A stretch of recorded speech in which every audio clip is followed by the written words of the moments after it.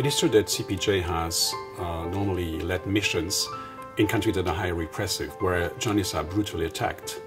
But the cover of the report shows it all. It shows Hungarian citizens protesting against the imposition of new laws, especially media laws, that really are stifling free speech and independent journalism in Hungary. And Hungary is a member of the European Union.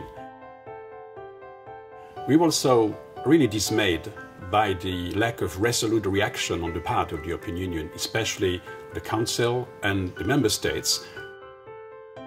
Coming on top of the Hungarian case, we also have been following a number of troubling developments across Europe, which really showed that the EU press record is not totally perfect. And so we decided to broaden our perspective and to cover the issue of press freedom across the whole of Europe.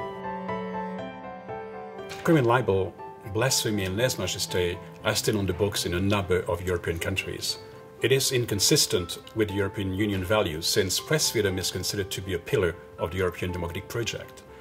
On top of that, mass surveillance is an issue in many countries. It's pervasive. Counterterrorism measures have been taken which affect the capacity of journalists to report. Access to information in many countries is erratic. And in Bulgaria and Italy, journalists are under threat, directly targeted by criminal organizations. At the Center for Democracy and Technology, we focus on free expression on the internet. In Europe, we are particularly worried about member states expanding their electronic surveillance capabilities and introducing new laws. We're also worried about efforts to limit or ban the use of encryption technology, something that will be particularly troublesome for journalists communicating with their sources. The EU institutions are clearly committed to press freedom, thanks to the treaties and to the Charter of Fundamental Rights. But there are a number of directives, framework decisions and guidelines that may contain provisions threatening speech or limiting the capacity of journalists to report. Despite recent amendments, the Trade Secret Directive is still problematic. It threatens to deter journalists, and especially investigative journalists, from covering business news for fear of being sued after revealing company secrets.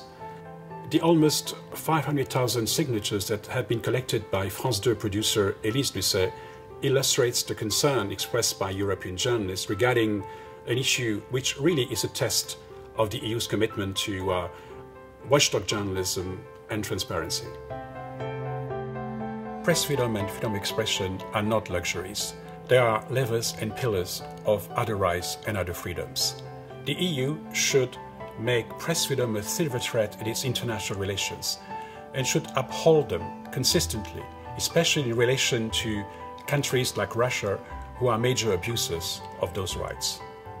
Strong mechanisms and measures should be adopted as well in relation to member states who wander off the path of fundamental values and should be held accountable. Press freedom should also be considered an imperative criteria in the negotiations with countries like Turkey, who want to join the European Union. The Committee to Protect Journalists wants to work together with EU institutions, its member states, and make sure they're not just showing commitment, but act upon it in order to defend press freedom in Europe and across the world.